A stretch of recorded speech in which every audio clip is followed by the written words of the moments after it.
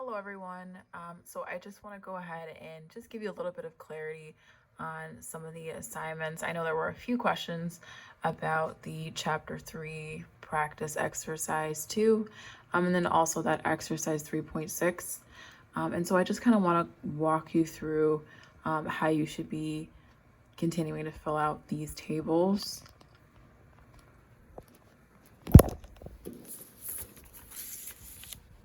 And so essentially, as you're filling out these tables, you're going to be computing the daily census.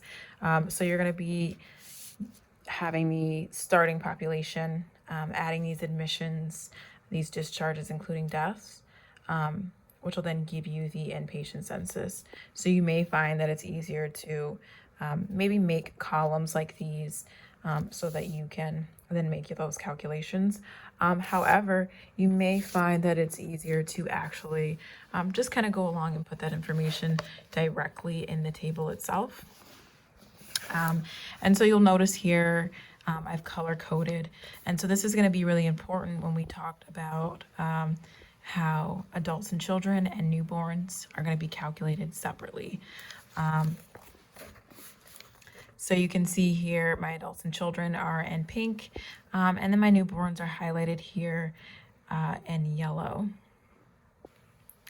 And also what you can go ahead and do is you can also highlight the transfer ends. And if you choose to color code for any reason, you're going to want to make sure that those transfer ends have the same color that the adults and children have, because those are going to pertain to the adults and children. And it's the same thing with the transfers out. And so if we take a look here at day 1, we have that starting population being 165. And then we add the adults and children, 29 admissions. And then we also add the transfer ends, the 8 transfer ends. And so our total for adults and children will then be 202. And then next, we're going to go ahead and minus 10 discharges from the adult and children column. And then we're also going to minus the outs, so those transfer outs. And then that's going to give us this 11:59 p.m. census of 185. And then we see we have 0 admission and discharges. So our total service days are going to be 185. So we're essentially doing the same thing with the newborns. However, those transfers in and transfer out don't pertain to the newborns. Be mindful that they only will apply to those adults and children. So if we see here on day 1, our newborn starting population is 3. And then 0 admissions. So we add 0, or in other words, don't add anything at all. Then we have the total 3. Then we have 0 discharges.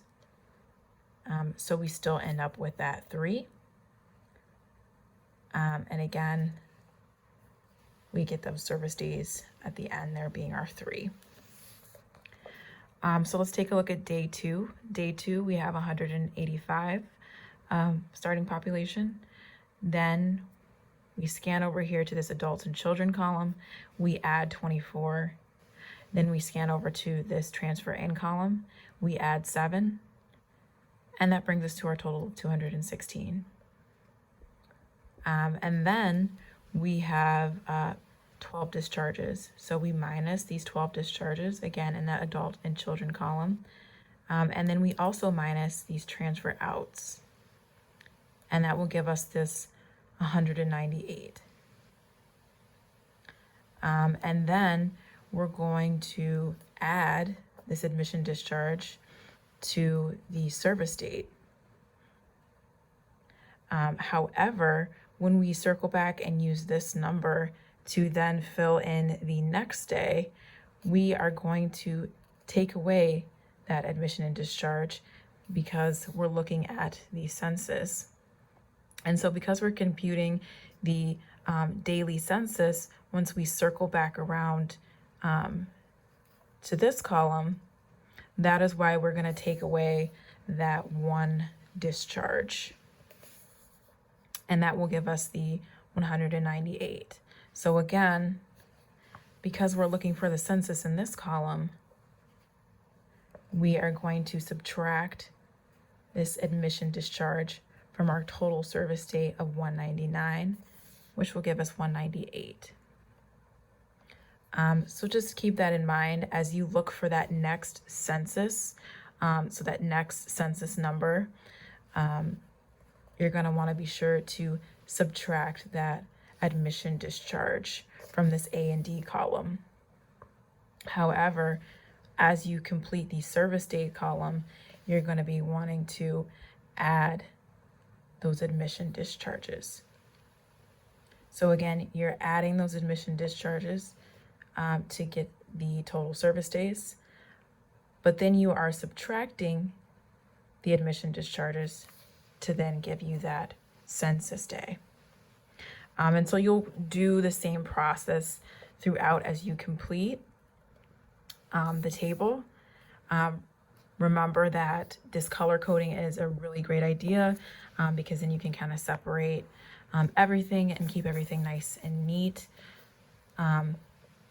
So definitely go ahead and use this video to kind of help you go through and complete exercises, specifically chapter 3 census practice exercise number 2, and then exercise 3.6. And definitely reach out if you have any questions at all.